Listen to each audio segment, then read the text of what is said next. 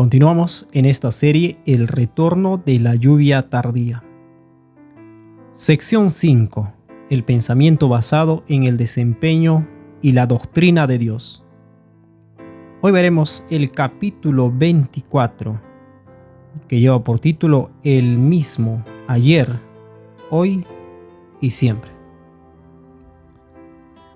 Al leer el primer capítulo de Mateo y el tercer capítulo de Lucas, encontramos un método muy significativo de identificación de Cristo. El uso de una genealogía para identificar a alguien es claramente un marco de referencia relacional. El uso de la genealogía fue fundamental en Israel para demostrar los derechos de herencia y propiedad de la tierra. Esto podemos ver claramente en el libro de Números capítulo 36. La genealogía era el punto de referencia clave para cualquier persona que viviera en Israel. En la mayoría de los casos, cuando se presenta a una persona nueva en las Escrituras, se presenta mediante una referencia relacional. Nota, por ejemplo, hablando de Isaías, dice, visión de Isaías, hijo de Amós, Isaías 1:1. También hablando de Jeremías, palabra de Jeremías, hijo de Elías, Jeremías 1:1. Otro ejemplo que vemos hablando de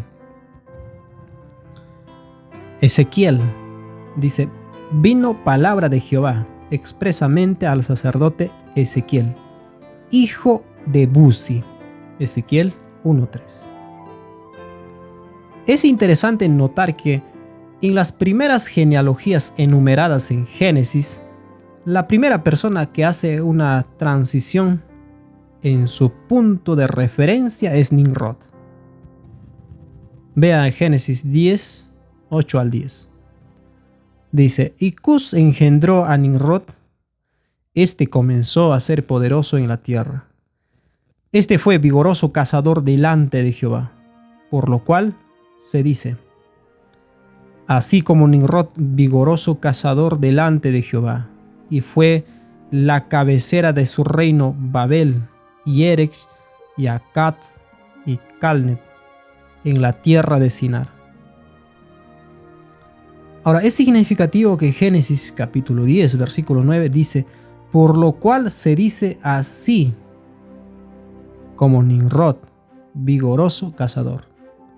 No dice así como Nimrod, el hijo de Cus. No dice de esta manera, a pesar de que antes se le conocía de esta manera.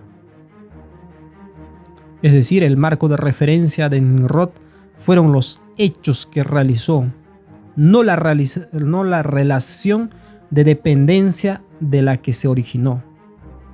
Aquí está el corazón y la confusión de Babilonia. Nimrod decidió ser conocido por lo que hacía en lugar de por a quién pertenecía. A la luz de lo que hemos observado en los capítulos primeros y especialmente de los primeros capítulos de esta serie, esto es totalmente consistente con un reino basado en el valor relacional versus uno basado en el valor por desempeño. En un reino relacional, te identificas por a quién perteneces. En un reino basado en el desempeño, te identificas por lo que haces. Encontramos significativamente que se ha convertido en práctica de los cristianos, aquellos que representan un reino relacional, presentarse por lo general por lo que han hecho y logrado en lugar de simplemente a quién pertenece. Escuchamos decir, y ahora me gustaría presentarles al doctor Cristian. El doctor Cristian tiene un doctorado en idiomas del Nuevo Testamento. Se ha desempeñado como pastor durante 25 años en 15 países y es el autor de 35 libros sobre muchos temas cristianos o sobre temas críticos. ¿Cuántas veces hemos escuchado este tipo de introducción como una razón por la que deberíamos escuchar a un orador? ¿Qué impulsa este tipo de presentación? Este es un pequeño indicativo del vino de Babilonia que influye en las mentes cristianas. ¿Por qué no se puede presentar a una persona simplemente como: este es el pastor Cristian, un hijo de Dios que ha sido capturado por el amor de Cristo? ¿No es esto una identificación suficiente de por qué deberíamos escuchar a un hablante? Es importante señalar que las personas en la Biblia ciertamente han sido recordadas por sus obras, pero este recuerdo es secundario a su identificación relacional. Leemos, por ejemplo, en 2 de Samuel 23:1. Estas son las postreras palabras de David. David, hijo de Isaí, dijo aquel varón que fue levantado alto, el ungido de Dios de Jacob, el suave en cánticos de Israel. El gran rey David se menciona en los capítulos finales de 2 de Samuel, primero como el hijo de Isaí, luego por algunos de sus logros, como ser un salmista. Como señalamos en el capítulo 3, la comunicación eficaz entre dos o más personas requiere una identificación clara de quién es esa persona. Si no existe un sistema para un punto de referencia consistente para una persona, en última instancia, esa persona es imposible de conocer, porque los puntos de referencia siguen cambiando. El sistema judío de genealogías proporcionó un punto de referencia consistente para los individuos y garantizó la idea de cada individuo. Si una persona es conocida principalmente por sus roles o acciones, el punto de referencia se confundirá, porque una persona siempre estará involucrada en múltiples roles y acciones en diferentes momentos y en diferentes lugares. Por ejemplo, si durante tu carrera has trabajado como empleado de oficina, peón de granja, almacenista, contador administrativo o ministro, por solo mencionar algunos trabajos, también quizás has trabajado como programador de computadoras, artista gráfico, diseñador de web, compositor y escritor de canciones, líder de coro o has escrito libros. Puedes elegir presentarte a través de cualquier de estos roles en un momento dado, pero sin un punto de referencia consistente. Tu deseo de ser conocido principalmente a través de estos roles finalmente destruirá el núcleo de tu identidad, porque el punto de referencia consistente se pierde.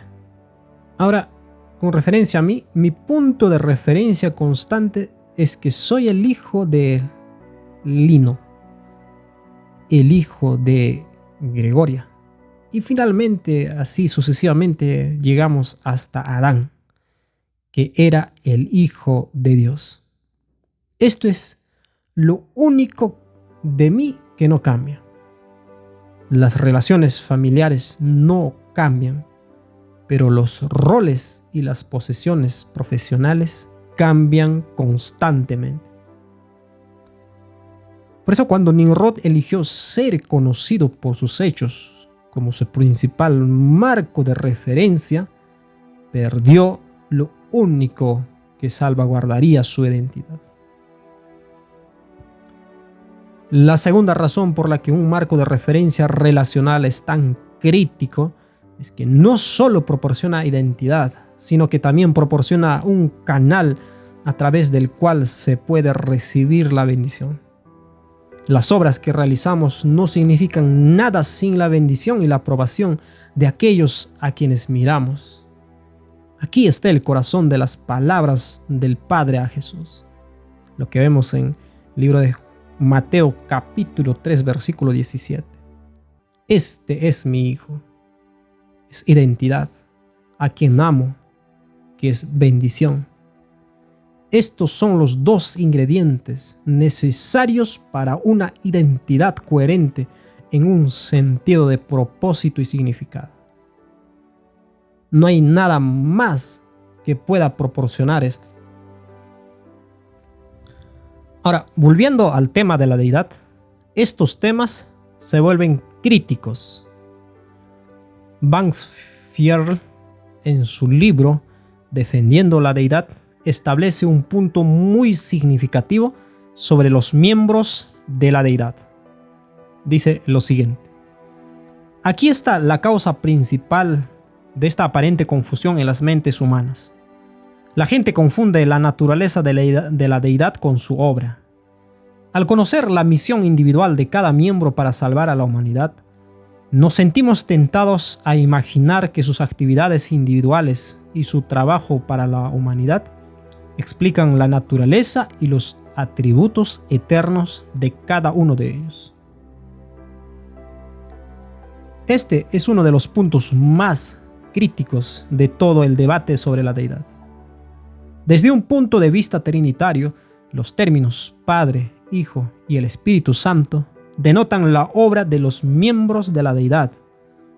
Esta no es su verdadera identidad. Estos son los roles asumidos por el Padre, el Hijo y el Espíritu para la obra de la salvación. Al hacer estas afirmaciones, la posición trinitaria destruye el punto de referencia consistente para conocer al Padre y al Hijo. Al convertir estos términos relacionales en descripciones de funciones, nos colocamos en la misma posición que los griegos en el aerópago. El Dios que decimos adorar se convierte en el Dios desconocido, y en este marco se vuelve verdaderamente imposible de conocer, porque no hay un marco de referencia consistente. Es decir, que la Trinidad confunde o destruye el marco relacional de referencia. Por eso Elena de White es enfática cuando dice en Testimonios para la Iglesia, tomo 8, página 280. Dios es Padre de Cristo. Cristo es el Hijo de Dios. A Cristo ha sido dada una posición exaltada. Ha sido hecho igual al Padre. Todos los consejos de Dios están abiertos para su Hijo. La referencia relacional en esta cita es vital para que podamos responder a Juan 17:3, en donde dice: esta es la vida eterna, que te conozcan a ti, el único Dios verdadero, y a Jesucristo, a quien has enviado. Para conocer a Dios, debemos tener un marco de referencia consistente.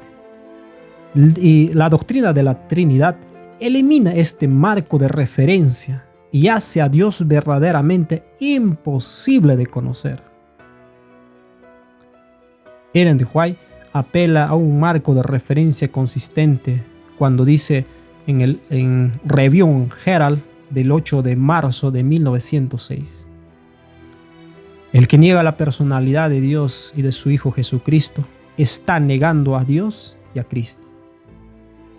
Si lo que habéis oído desde el principio permanece en vosotros, también vosotros permaneceréis en el Hijo y en el Padre. Si continúas creyendo y obedeciendo las verdades que primero abrazaste con respecto a la personalidad del Padre y del Hijo, te unirás a Él en amor. Nota cuidadosamente que Elena de White apela a los adventistas en el año de 1906 para que se aferren a una visión de la personalidad del Padre y del Hijo que ellos abrazaron primero. Esta declaración plantea serias dudas sobre la afirmación de que Elena de White ayudó a cambiar la posición denominacional. Apela a una posición coherente que habían asumido desde el principio. Si hubiera habido un cambio empujado por ella, habría dicho después de su lanzamiento del deseado de todas las gentes: Mantengamos firmes el incremento de la luz que hemos recibido en los últimos años con respecto al Padre y al Hijo. Pero ella dice que retengamos lo que habían creído desde mediados de la década de 1850. Ahora, en el libro Cristo en su Santuario, leemos lo siguiente, en la página 16. No debemos recibir las palabras de los que vienen con un mensaje que contradice los puntos especiales de nuestra fe. Reúnen una cantidad de versículos y los amontonan como pruebas en torno de las teorías que sostienen. Eso se ha hecho vez tras vez durante los últimos 50 años. Y al mismo tiempo que las Escrituras son la palabra de Dios y deben ser respetadas, constituyen un gran error su aplicación si ésta mueve un pilar del fundamento que Dios ha sostenido durante estos 50 años. El que hace tal aplicación no conoce la maravillosa demostración del Espíritu Santo que dio poder y fuerza a los mensajes del pasado que recibió el pueblo de Dios. El punto de referencias consistentes que atraviesan las Escrituras es esencial para nuestra comprensión del Evangelio. Por eso Pablo dice que hay un Señor, una fe y un bautismo. Efesios 4:5. También dice que no hay otro evangelio aparte del que Él ha predicado, tal como vemos en Gálatas 1, versículo 8 y 9. Por lo tanto, Pablo dijo que el mismo evangelio que se predicó a Israel fue predicado a los cristianos de su tiempo. Esto vemos en Hebreos capítulo 4, versículo 2. Es decir, puntos de referencia consistentes en relación a la personalidad de Dios, la ley de Dios, el Evangelio. Son vitales para que estudiemos sujetos a la Biblia y su plan de salvación revelado, en lugar de que la Biblia y el plan de salvación estén sujetos a nosotros. Una defensa adventista del séptimo día, del sábado, depende enteramente de un punto de referencia consistente con respecto a la ley. Si la ley es cambiante, también lo es el sábado. Una defensa adventista del santuario y el juicio investigador depende de la coherencia con respecto al Evangelio. Por eso lo llamamos el Evangelio eterno. El Evangelio no ha cambiado.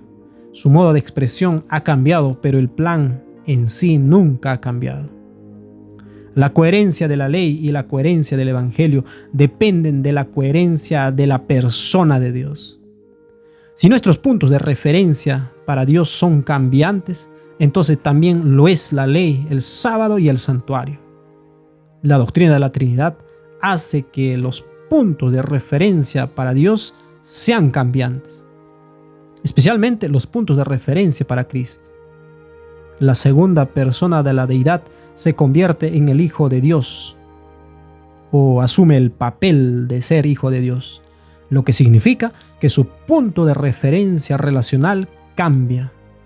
En su encarnación, muchos afirman que Cristo cambió su relación y cuando regresó al cielo, volvió a cambiar. Al cambiar los puntos de referencia en la relación de Cristo con el Padre, perdemos un punto de referencia consistente. Esta variabilidad hace que la definición de Cristo esté sujeta a nosotros en lugar de que nosotros estemos sujetos a Él. Permítame explicar un poco más claro. Tome el ejemplo de la ley de Dios.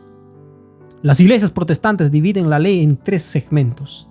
La ley antes de Moisés, la ley a partir de Moisés hasta la cruz y luego la ley del amor del Nuevo Testamento después de la cruz. Al segmentar la ley, se pierde el punto de referencia consistente y la ley queda sujeta a la interpretación humana en cuanto a qué versículos de la Biblia se aplican a qué segmentos. Sabiendo que la ley de Dios es una transcripción del carácter de Dios, entonces el mismo proceso por el cual se segmenta la ley, también permitirá la segmentación de la persona de Dios mismo. Como hemos dicho anteriormente, esta segmentación fluye directamente de la determinación del hombre de ser conocido por sus actos y roles, más que por su marco de referencia relacional. Al referirse a los términos Padre e Hijo como roles y como la obra de Dios, en lugar de que estos títulos sean realmente Dios mismo, Dios de hecho se vuelve sujeto al hombre. Cualquier referencia que se refiera a sí mismo está encuadrada en varios segmentos y pueden usarse para negar que las declaraciones hechas son en realidad sobre la persona y no simplemente sobre su trabajo. El caso clásico de esto es la segmentación de la encarnación de la vida preexistente y posterior a la resurrección de Cristo. Mira el siguiente versículo de Juan 5:26. Porque como el Padre tiene vida en sí mismo, así le ha dado al Hijo tener vida en sí mismo. Este versículo usa los puntos de referencia de Padre e Hijo. Si estos puntos de referencia no son consistentes como se muestra en un marco trinitario, entonces se vuelve fácil negar que esta declaración es una referencia universal. La referencia anterior se conoce como una referencia encarnada. Esto significa que ya no es una declaración sobre la persona de Cristo, es solo una declaración sobre la obra de Cristo. A través de este método de segmentación, podemos de hecho, sin saberlo, tomar el control de la persona de Cristo y convertirlo en lo que queramos que sea. Como hemos creado un marco segmentado, decidimos qué textos bíblicos encajan en qué segmento. La visión segmentada del trinitarismo no se alinea con el hecho de que Jesucristo es el mismo ayer, hoy y siempre. Ahora, el libro de Juan presenta varias referencias a la persona de Cristo que forman un punto de referencia consistente para decirnos exactamente quién es Jesús. Observa el siguiente ejemplo de Juan 5:18. Entonces, por tanto, más procuraban los judíos matarle, porque no solo quebrantaba el sábado, sino que también a su Padre llamaba Dios, haciéndose igual a Dios. Este versículo se usa consistentemente en contextos trinitarios para referirse a la divinidad preexistente de Cristo y una referencia que prueba que Él es la segunda persona de la deidad. Pero, ¿qué pasa con el siguiente versículo? Juan 5:19. Respondió entonces Jesús y díjoles: de cierto os digo, no puede el Hijo hacer nada por sí mismo, sino lo que viere hacer al Padre, porque todo lo que Él hace, esto también hace el Hijo juntamente. Este verso es consistentemente mencionado como una referencia a su encarnación. Pero, ¿qué hace que Juan 5:18 sea una referencia a la verdadera existencia de Cristo y que el siguiente versículo sea una referencia a su obra de encarnación? ¿Quién decide? Sin un punto de referencia consistente, todos deciden por sí mismos qué versículo se refiere a qué segmento.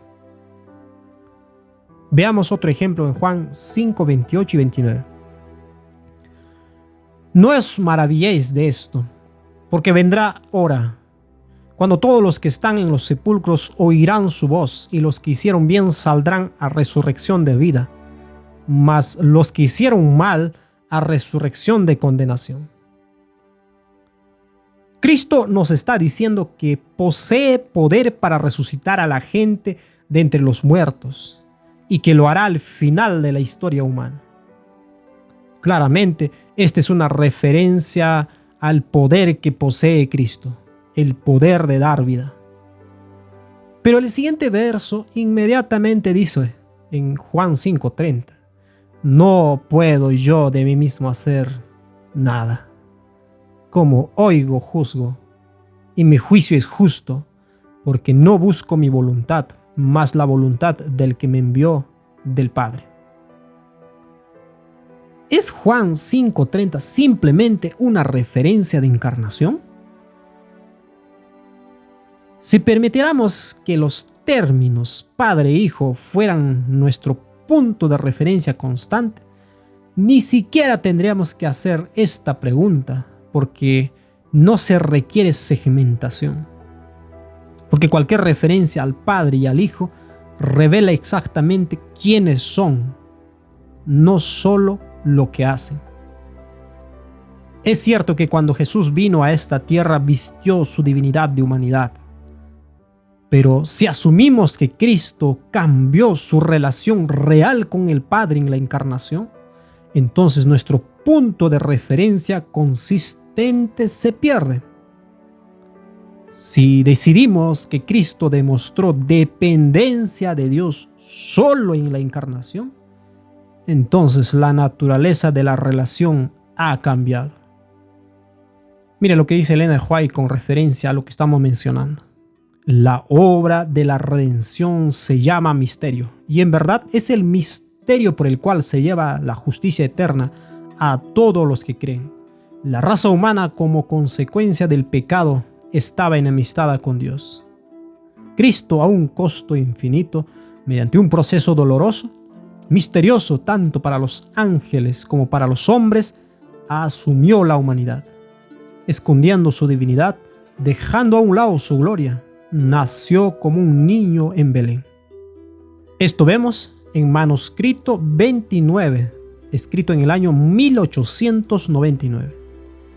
Y no hay ninguna indicación en este párrafo de que hay un cambio en la identidad o un cambio en la relación con el Padre.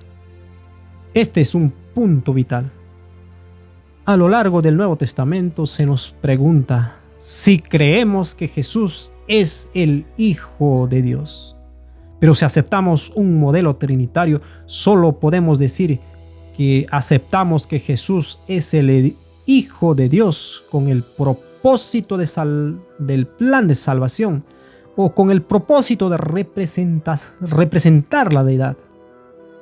En efecto, esta es una negación de que Jesús realmente es el Hijo de Dios. Este es el meollo de la controversia.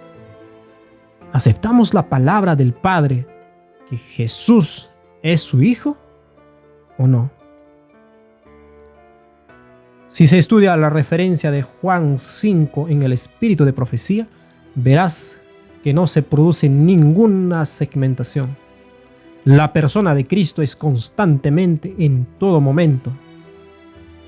Note lo siguiente en Testimonios para la Iglesia, tomo 8, página 280.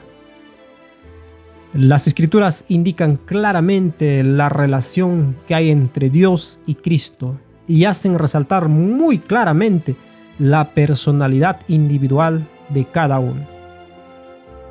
Un poco más adelante, en la misma página, dice: Dios, habiendo hablado muchas veces y de muchas maneras en otro tiempo a los padres por los profetas, en estos postreros días nos ha hablado por el Hijo, a quien constituyó heredero de todo, por quien asimismo hizo el universo, el cual, siendo el resplandor de su gloria y la imagen misma de su sustancia, y quien sustenta todas las cosas por la palabra de su poder, habiendo efectuado la purificación de nuestros pecados por medio de sí mismo, se sentó a la diestra de la majestad en las alturas, hecho tanto superior a los ángeles, cuanto heredó más excelente nombre que ellos.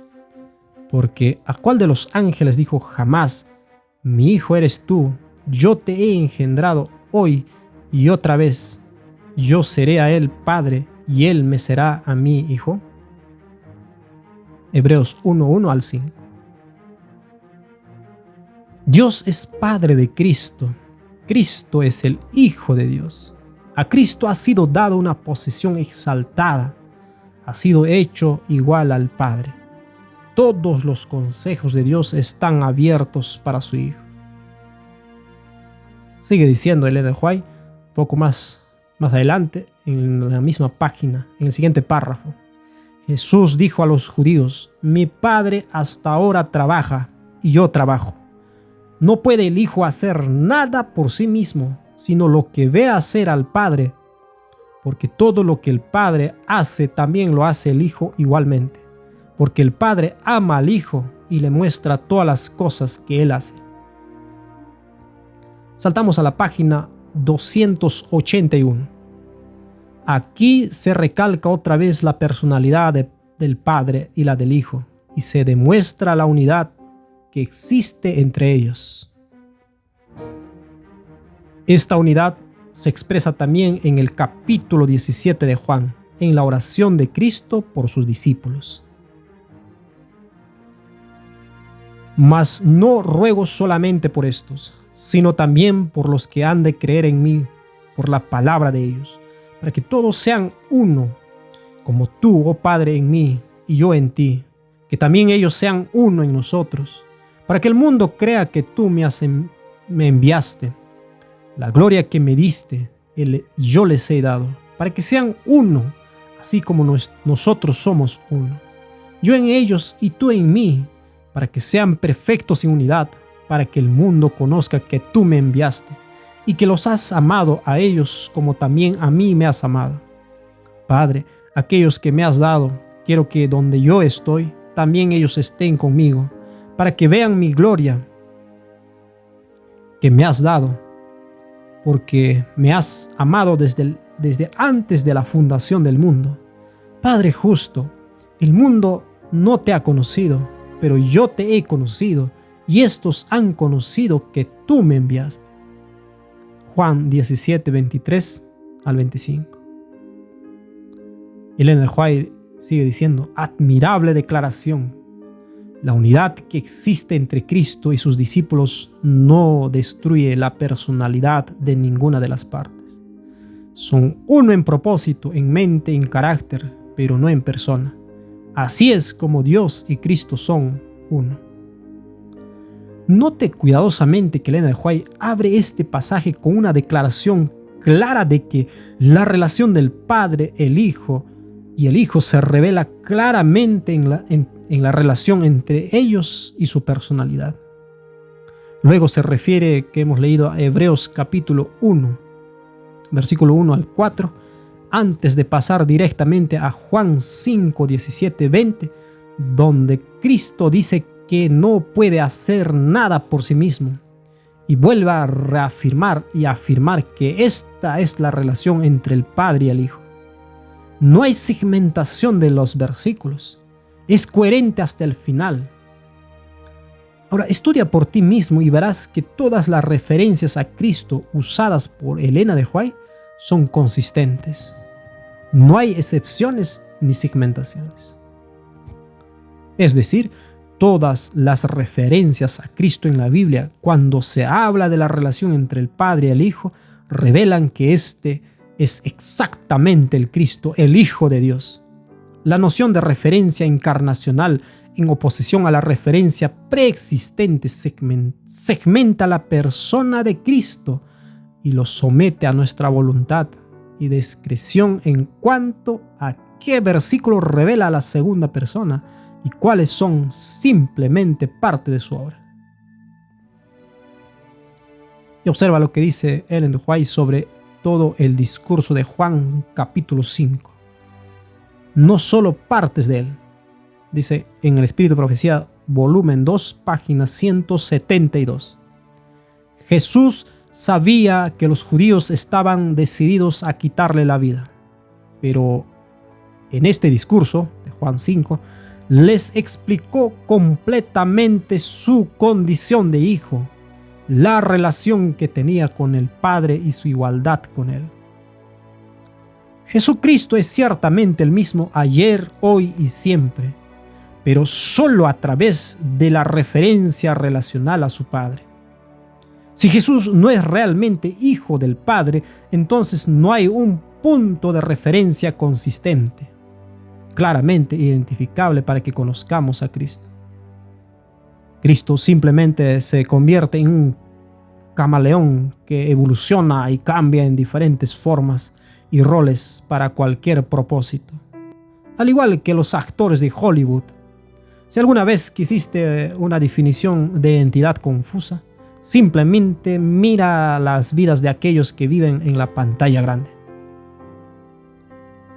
La única forma en que podemos conocer a Cristo y en consecuencia a su Padre es creyendo que Jesús es en verdad el Hijo unigénito. Es el único marco de referencia consistente que tenemos para conocer e identificarlo a Él. Una vez que podamos estar seguros del punto de referencia consistente para Dios y su Hijo, entonces podemos estar seguros de un marco de referencia consistente para su ley y su evangelio. Todos se sostienen o caen juntos. No cambiemos los tiempos, las leyes o las personas, sino sometámonos al único Señor, la única ley y al único evangelio, y seamos salvos.